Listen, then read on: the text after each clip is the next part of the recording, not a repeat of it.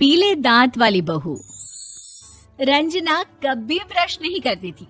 उसे कितनी बार उसके माँ बाप ने डांटा, लेकिन उसका कोई असर उस पर होता ही नहीं था, जिस कारण से उसके दांत पीले पीले हो जाते हैं। शादी के बाद। अरे बहू, वैसे तो तुझ में कोई कमी नहीं है, पर तेरे दांत इतने पीले कैसे हैं बेटा? कैसे मतलब? कोई सर्जरी थोड़ी ना कराइए। वो तो क्या नाम, मैं ब्रश नहीं करती थी तो पीले हो गए। अब क्या करूं? आप कहे तो लाल करवा लूं या फिर काले? यार ये क्या है, क्यों माँ से लड़ रही हो? लड़ रही हूँ? अरे मैं लड़ रही हूँ या ये बोल रही है कि दांत पीले हैं, पीले। अरे तपस्या थोड़ी ना की है इन्हें पीले करने के लिए। बकायदा ब्रश नहीं किया है 20 साल तक, तब जाकर। छी, कैसी बात कर रही हो? ये उस वक्त तो पीले नहीं थे जब हम लोग तुम्हें देखने आए थे। अरे तब साफ करवा लिया होगा डेंटिस्ट के पास जाकर। अब देखो कैसे पीले पीले लग रहे हैं। रंजना सास की तरफ गुस्से से देखती है। फिर शुरू हो गई पीले पीले पीले। अरे पीले तो तब भी थे जब मेरे हाथ का रसगुल्ला उड़ा उड़ा कर खा रही थी और बोल रही थी, लड़की नहीं गुणों का खजाना दे रहे भाई साहब आप। खैर, अब वो लोग करते भी तो क्या करते, पीले दांत वाली बहू पल्ले पड़ी थी तो झेलना तो था ही। एक दिन कीर्तन में रंजना गाना गा रही थी। अरे कमला बहन, माँ का द्वार है, यहाँ तो सब शुद्ध होकर आते हैं, फिर अपनी बहू को ब्रश भी नहीं करवाती तुम। दूर से पीले पीले दांत भक्ति में बाधा उत्पन्न कर रहे हैं। अरे कोई 2 साल के बच्चे थोड़ी ना लेकर आई हूँ मैं बहू बनाकर। अच्छी खासी लड़की है, अरे कैसे करवाऊं ब्रश? ये तो उसे खुद करना चाहिए ना।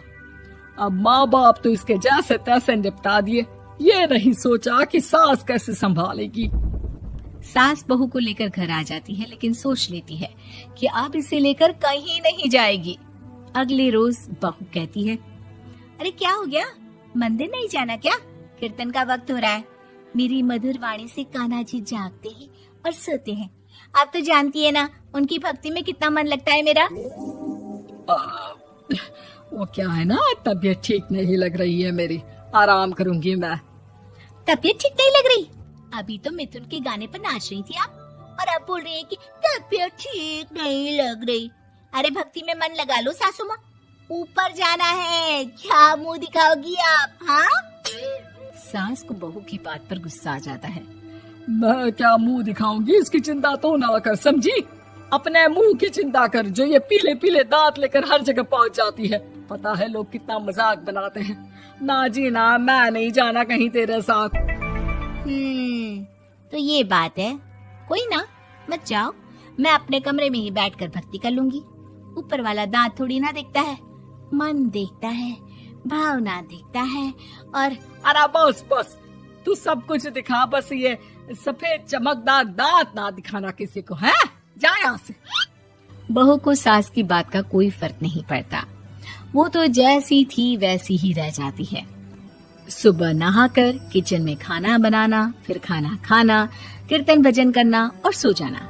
एक दिन, माँ जी मैं सहेली के घर जा रही हूँ, शाम को लेट आऊंगी। हाँ, तो जाना, मैंने कौन सा तेरी आरती करनी है घर पर बैठकर। रंजना सहेली के घर जाती है, जहाँ वो पार्टी में जाने की तैयारी कर रही होती है। अरे शिखा, कहाँ जाने की तैयारी कर रही है? मैं गलत वक्त पर आ गई क्या? अरे नहीं यार, उल्टा सही वक्त पर आई है।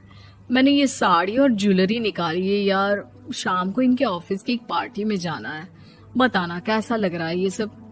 नहीं यार, इस ड्रेस के साथ तो वो वाली ज्वेलरी अच्छी लगेगी।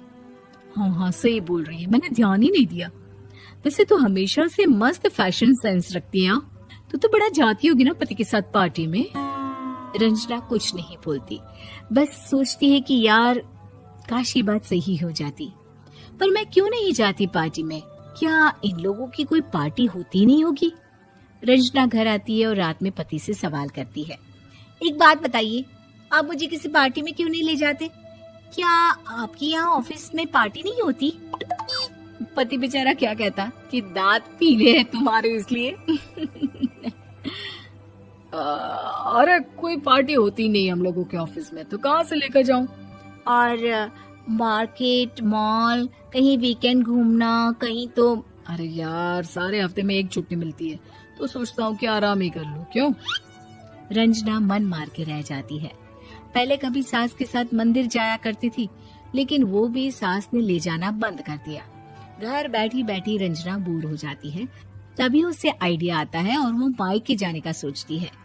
सासू माँ, 2 दिनों के लिए मम्मी के घर जा रही हूँ। अच्छा ठीक है, आराम से जा। और हाँ, माँ से कुछ अच्छी आदत सीख कर आना कि कैसे शरीर के हर भाग की तरह दांतों की सफाई भी जरूरी होती है, समझी? शुरू हो गई ना आप। वो लोग आपकी तरह नहीं है कि छोटी छोटी बात का बतंगड़ बना दे। उन लोगों के लिए मैं मायने रखती हूँ, ना कि मेरे पीले पीले दांत। रंजना माँ को बिना बताए उन लोगों को सरप्राइज देती है, लेकिन जैसे ही वो दरवाजे पर पहुंचती है, अंदर देखती है कि घर वाले कहीं जा रहे होते हैं। अब माँ, काश रंजना दीदी के दांतों वाली प्रॉब्लम नहीं होती, तो वो भी हम लोगों के साथ चलती ना बुआ जी की बेटी की शादी में। हाँ बेटा, लेकिन अब उसे कौन समझाए कि उसको उसके पीले दांत नहीं दिखते, लेकिन उसके आसपास के लोगों को कितना एम्बैरेसिंग फील कराते हैं। मुझे तो कितनी बार उसके स्कूल की टीचर ने शिकायत की कि उसके साथ कोई लड़की बैठना भी नहीं चाहती, और ना ही कॉलेज में कोई उससे बात करना चाहता था। लेकिन पता नहीं क्यों उसे ये बात समझ में ही नहीं आती। कोई कमी नहीं है उस लड़की में, बस यही कि दांत पीले हैं। वो तो भला हो जीजा जी और उनकी माँ का, जो दीदी को जैसी है वैसे ही रखा हुआ है। रंजना को अपने घर वालों की बात सुनकर बहुत दुख होता है। वो सोचती है कि वो क्या करे, लेकिन फिर वो सीधा डेंटिस्ट के पास जाती है, अपने दांत चमकाती है और कसम खाती है कि वो रोज ब्रश करेगी। अरे क्या हो गया? तुम तो 2 दिनों के लिए गई थी ना, पर कोई ना, अच्छा है, चलो आ गई तो। रंजना सास के सामने आकर खड़ी हो जाती है और पूरी स्माइल करती है, उसके चमकदार दांतों को दिखाती हुई। है? चले मंदिर। माँ, मुझे माफ कर दीजिए, मैंने आप लोगों को बहुत एम्बैरेसिंग फील करवाया। मैं आज से रोज ब्रश करूंगी।